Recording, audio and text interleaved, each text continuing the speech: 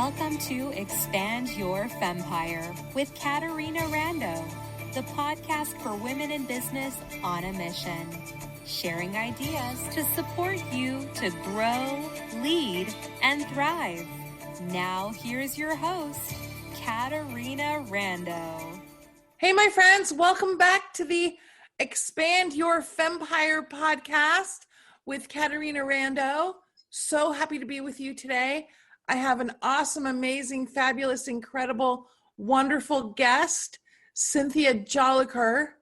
Cynthia and I have known each other for years. She is an amazing woman on a mission, supporting other women in their lives to stand up for themselves, to stay safe, to use their voice.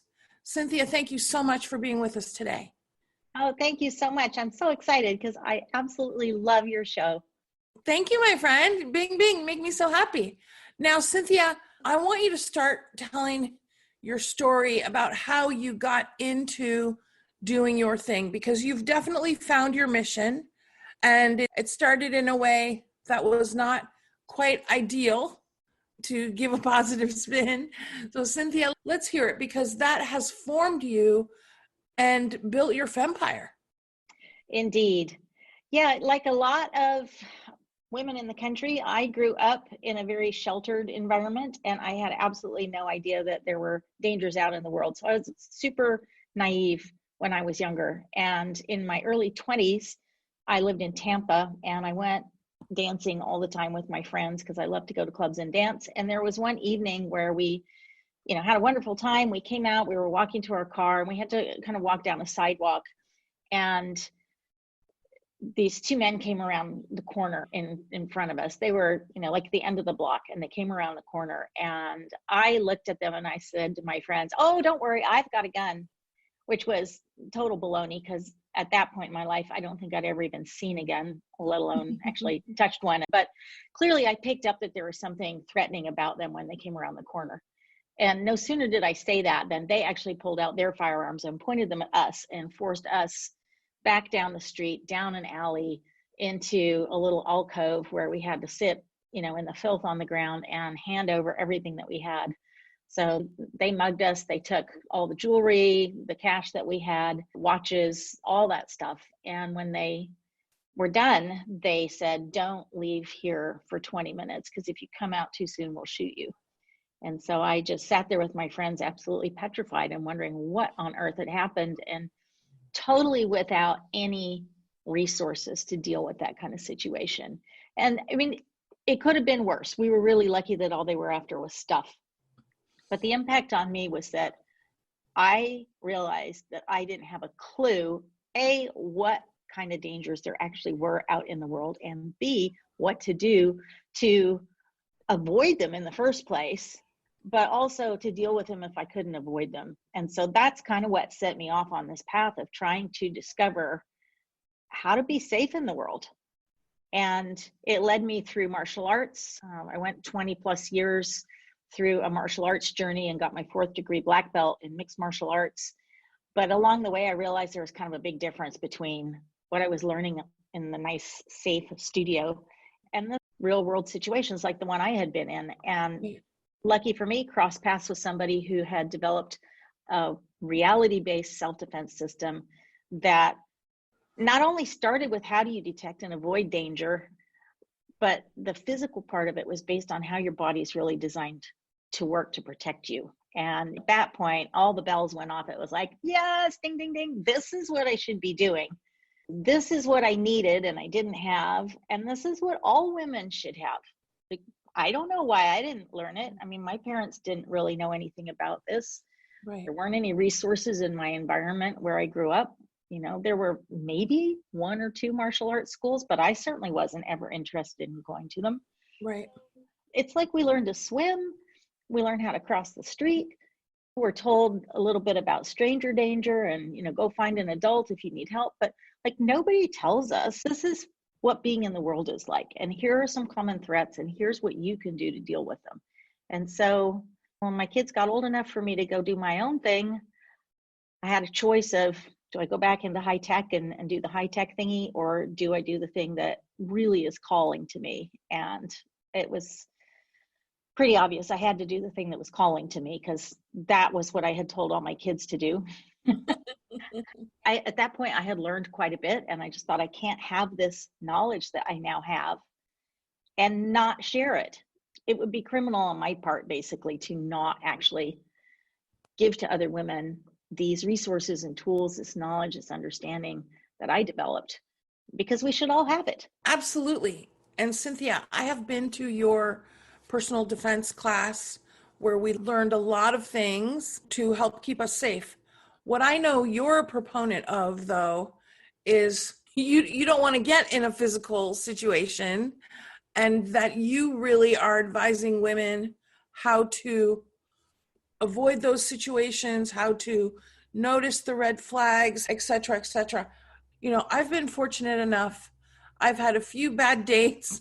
I've had a few situations that were uncomfortable, but I have never been personally assaulted like so many women have been. And I want us, in our brief time together today, my friend, to do everything we can to keep our listeners safe. Please give your philosophy and your recommendations on how we never even find ourselves in those types of situations. Sure. That's what every woman wants, basically, is I would far rather not be in a situation than have to fight for my life. Right. That's what we all want. And clearly there are some situations that we can't avoid, but the vast majority of them we can. In fact, most women are at risk not by some stranger out in the world, but by somebody that they already know, whether that's an intimate partner or a colleague at work or somebody that they know who's a clerk at Starbucks or something like that. There's already some sort of a connection. And so the step that every woman needs to take right up front at the beginning, number one, is to recognize what she's worth, that she really is worth defending, that she's here on the planet for a reason, and that reason is important. Because without that, without tapping into why does it really matter that I survive any incident that I might encounter, it's very hard to get into action when you have to. So first is just tapping into that. Second is to give yourself permission to take action when you get a bad feeling. And if you talk to women or other victims of any kind of violence or assault, the ones that have survived it will tell you, like 100% of them, I had a bad feeling before it happened. Like something felt awfully uncomfortable. There was something about the person or the situation that just didn't feel right. Mm-hmm. That's no accident. That's part of how we're designed as human beings. That's part of how our brain works. It's part of our human survival system that we all are born with. So we have to make the choice and the commitment to pay attention and to honor that when we get that uncomfortable bad feeling, and not just dismiss it and say, oh, he would never do that to me, or oh, this is my sister's best friend, he wouldn't ever do anything, or that's my boss, of course I must have been mistaken, I must be over emotional or exaggerating things. We do so much to dismiss that warning. So those are the first two things. Know what your worth is and why it matters that you continue to be here. And second is honor that bad feeling or that uncomfortable feeling that is your intuition speaking to you, saying there might be a threat here. So those are the first two fundamental steps that all of us need to take. And Cynthia, I know that you are also all about using your voice. You know, I'm about be loud and proud in your business, about the value you bring. I want you to share a little bit about using your voice, because like you're saying, we doubt ourselves. Oh, I'm sure he was just playing around or something, like dismissing that intuition. Also, though, there's the not wanting to say anything, not wanting to create a disturbance or a situation that is going to make anyone uncomfortable. You know, we're concerned about that BS sometimes. Can you say about using your voice? Because that is our first line of defense in many situations. It is, and it's part of a slightly larger picture, which is giving yourself permission to take action. And that action might be saying something, Mm-hmm. might be confronting somebody, it might be lying your ass off because that's what you need to do. Right. Behaving in a way that is totally abnormal for you, but would actually get you to safety. There's a lot of different things that you can do in a situation. So as you're saying, you could cause a ginormous commotion. And so what you have to think about is, who are you actually dealing with? So the person who is causing the issue, right? They initiated it, not you. They've got a goal. They typically want your property. They want you, yourself, your body, and what they might be able to do with it, or they want your life. Sometimes they want something else, like they're seeking status with the group that they belong to, but primarily it's those three things. And what they don't want is, they don't want to get caught, obviously. So they don't want to get hurt, and they don't want things to take too long. And that's where using your voice can really come into play, because if you are out at a restaurant, for example, and your date is getting very handsy or is saying things inappropriately, or somebody random comes to you when you're out by yourself and is trying to make a connection with you through some of the manipulations that predators use, which are actually very well documented in a great book that I recommend to everybody called The Gift of Fear by Gavin de Becker. If people are coming up and interacting with you in a way that's not appropriate, and you have given yourself permission to take action, you can cause a commotion, you can draw attention, you can use your voice to challenge them, to set a boundary. And I mean, you don't have to be nasty about it. For some people, using your voice is just saying, hey, take your hand off of my arm right now. Mm-hmm. And if they don't listen to that, following it up with, like, you need to remove your hand off of my arm right now. If you don't, I'm going to call the security officer over here. And if they continue, then you can amp it up, and you can follow through on that boundary that you sent. If somebody's dismissing you, they're ignoring what you're saying, you may need to amp up the volume and the energy and really, as I said, cause a commotion. And that's one of the most fun things that we do sometimes in the workshops, is just practice tapping into being able to use your voice like that, because we're all told, right? Be ladylike. Be seen and not be heard. Don't draw attention. Don't be too dramatic. Don't be hysterical or over emotional. All of that nonsense. But sometimes it's really appropriate to tap into your power and to unleash it through your voice. And honestly, a woman who taps into that and uses her voice really sets a strong boundary and can draw attention from other people. This is where courageous bystanders will notice, like, hey, there's something going on over there, and can come over and say, are you okay? Do you need help?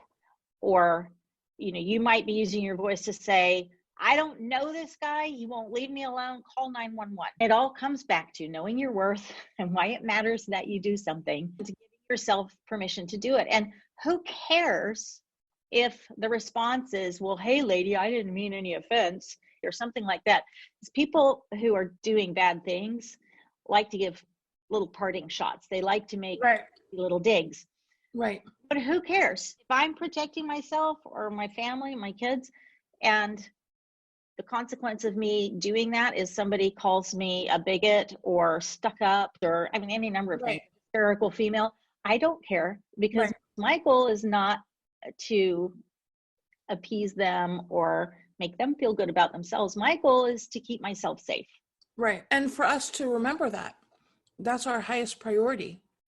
Mm-hmm. And that not being nice, being the bitch that we usually are not, or maybe even never are, is important. To call on your inner bee to assist you, and to not worry about making a scene or anything like that. Cynthia, one of the things that you've heard me say, I'm sure, is that it's not just about learning stuff, it's about mastering stuff. Mm-hmm. And that's why I want ladies to hear you, but then I want them to go to a class with you or practice, because, again, we learn it, but we haven't mastered it. I remember once I was someplace and I fell down, and it was very interesting. Like, I was falling and I rolled like I would roll when I used to ride my skateboard. And it made me feel like, wow, my body remembers what to do when I'm falling down, because I had ridden my skateboard so much and had fallen off so many times, but rolled so it wasn't like a injuring fall. I mention that because I don't want ladies to just listen and say that's a good idea. I want them to have safe situations where they can practice. And maybe ladies, you can get together with a friend and you all can practice, or go to a class with Cynthia. Probably a lot of our listeners have done a class at some point, but it's the kind of thing that you have to get masterful at. Therefore, you have to keep putting some attention on it. So the reason I'm mentioning this, my listeners, is if you have done something, don't think like you're going to remember that from 15 years ago.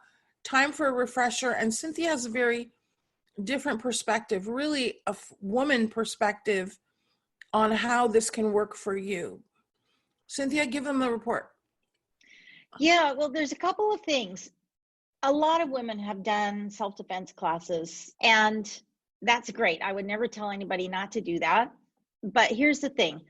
What you're talking about the need to do things over and over and over again to develop mastery, that applies specifically if you are learning how to do a technique or to build a technique that you can then execute. Mm-hmm. And that's what the old classical self-defense stuff is. It's the magic moves. It's the if the attacker does this, then you do that. So that's really in the physical realm. So two things I want to say is that's not what I teach at all. I don't teach anything at all that is technique based. So you do learn how to use what we call your human weapon system. So your hands, your elbows, your knees, your teeth, everything that your body is designed to do in order to do damage to a person who's attacking you. So you do learn how to do that, but it is not at all about having to become super great at a technique, because if you use your elbow against somebody's face, if you're technique oriented and you're trying to target the nose specifically and you happen to miss, you might have a kind of a like, oh crap, that's not what I was aiming at. But actually on the receiving end, it still hurts if you get hit. So, we don't ever talk about like, you have to learn these techniques to execute perfectly. What you have to do is you have to learn how to use your body, because we'll want it to be there whether or not you have recently practiced it. And this is thing about tapping into how we're designed as human beings.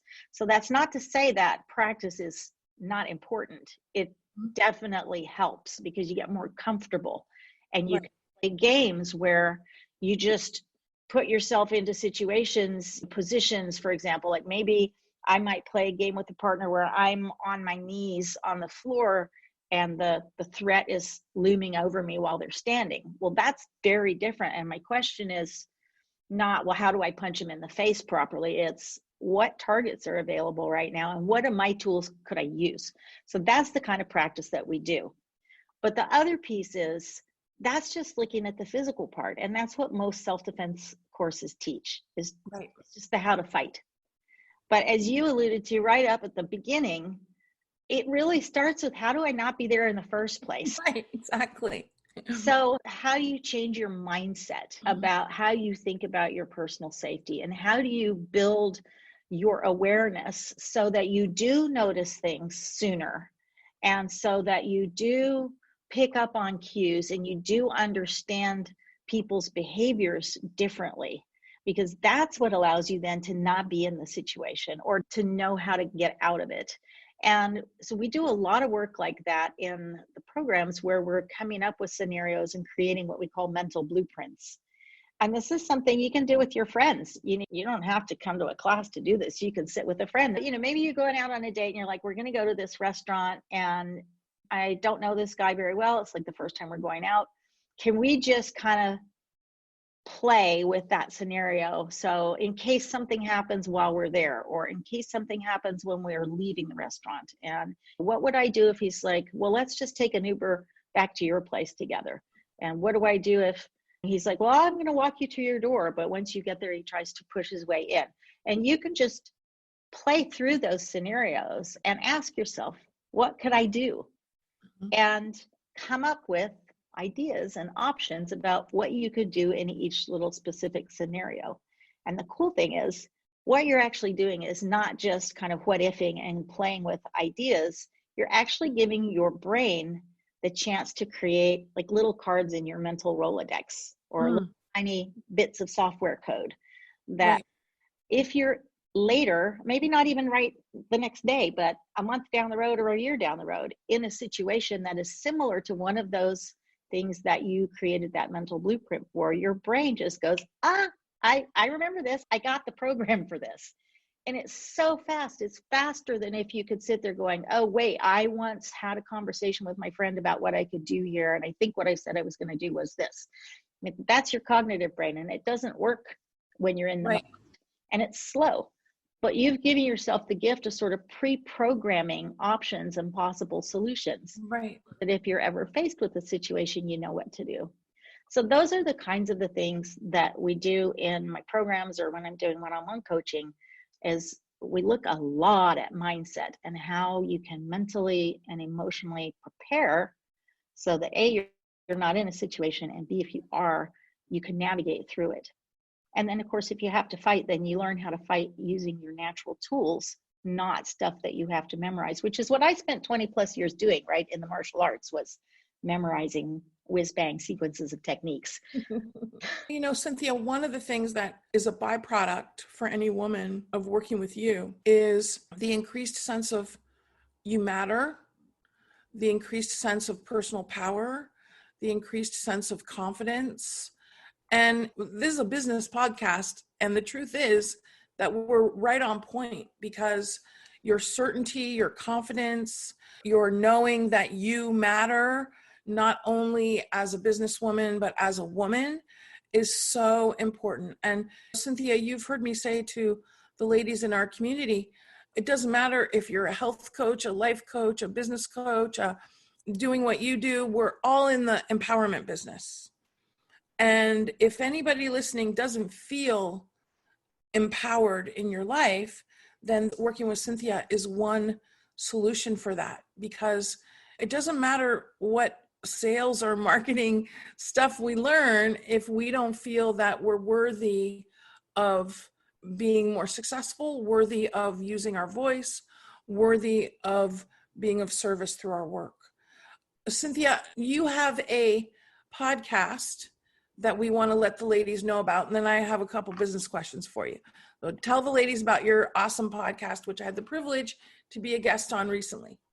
Yes, it is the Born to be a Badass podcast. And the reason that it's called that actually came from doing the coaching and the courses that I was doing several years ago, where women would come to the courses and like the number one piece of feedback after they went through the training was like, oh my gosh, I feel like such a badass now.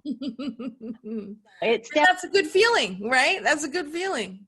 It is. And you know what you were saying, I so appreciate that you were talking about the empowerment piece.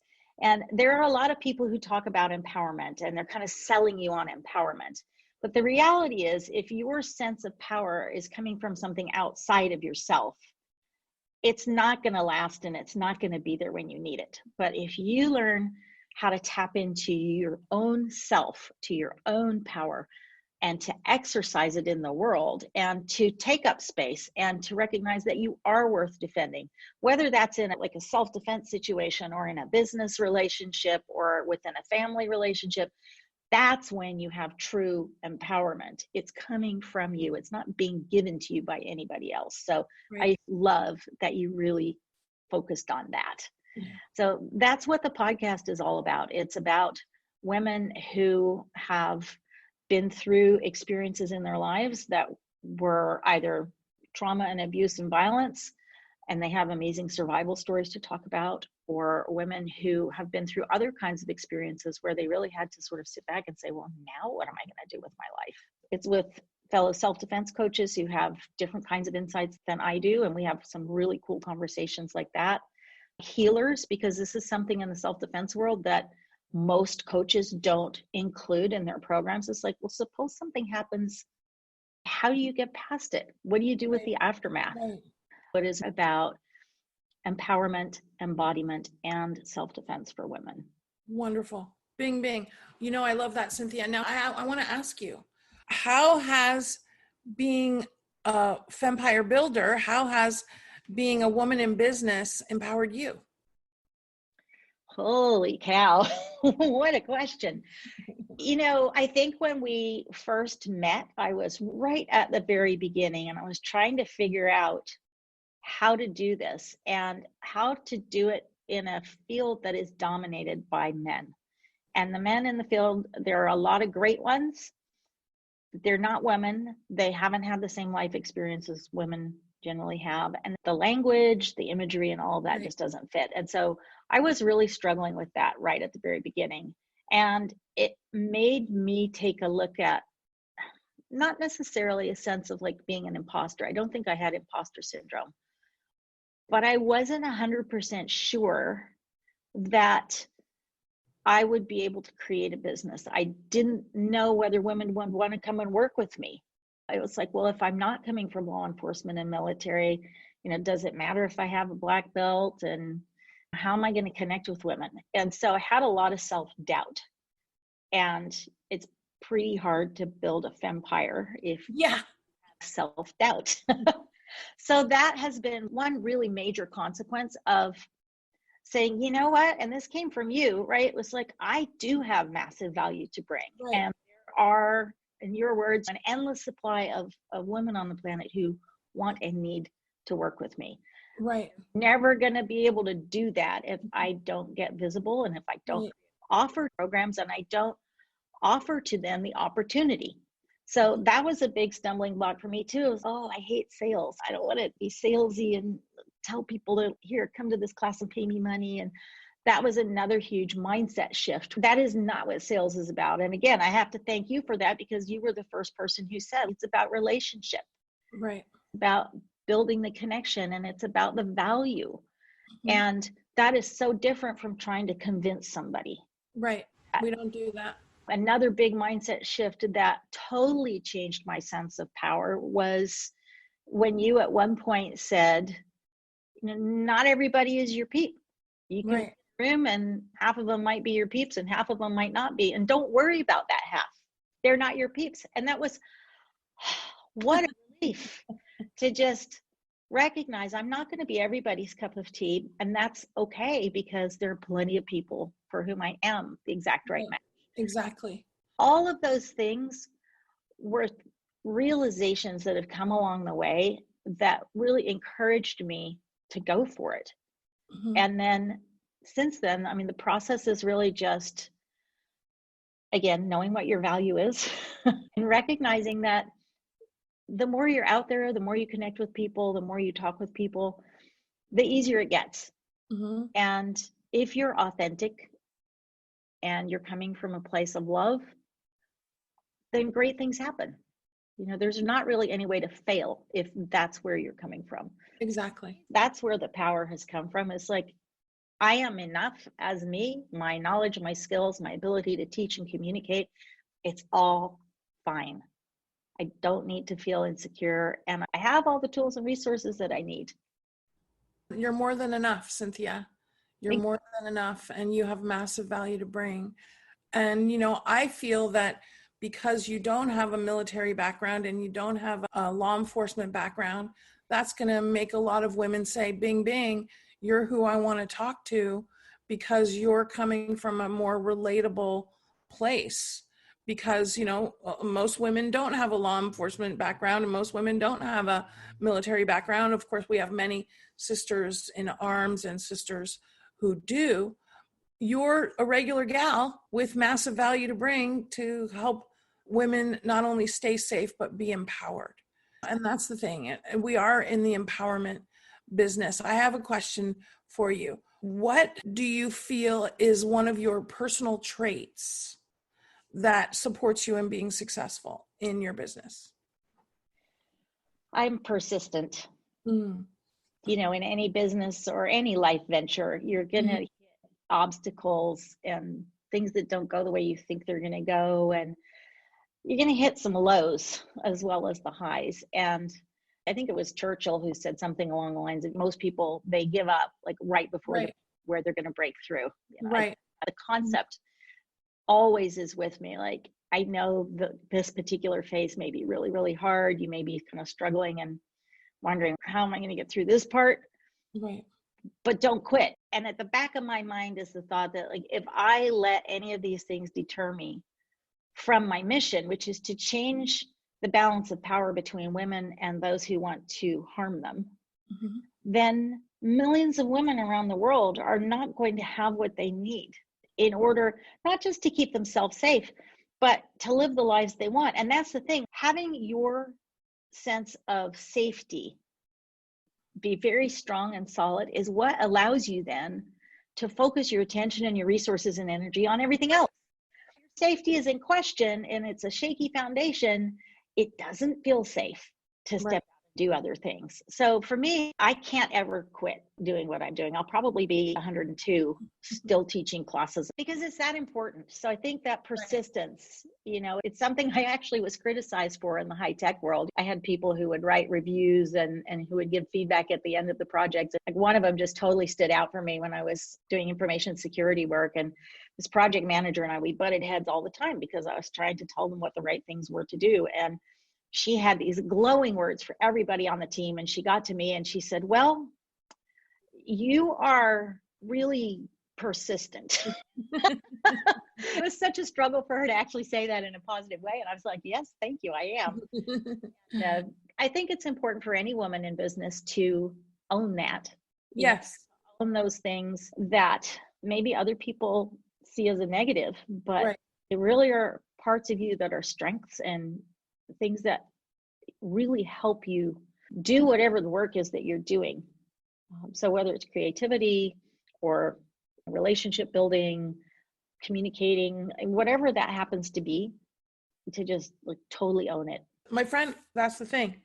Own who you are, own your power, own that you're a woman on a mission with massive value to bring. Cynthia, thank you so much for being with me. I love having you here. I will love watching you build your fempire and soar through your service. And my friends, check out Cynthia's podcast, check out her programs, because I want every single one of you listening right now to feel super empowered so that you can keep doing your thing and being persistent on your mission. Thanks, everybody. Caterina Rando signing off, sending you some love, and we will talk with you next time. We hope you enjoyed this episode of Expand Your Fempire with Caterina Rando.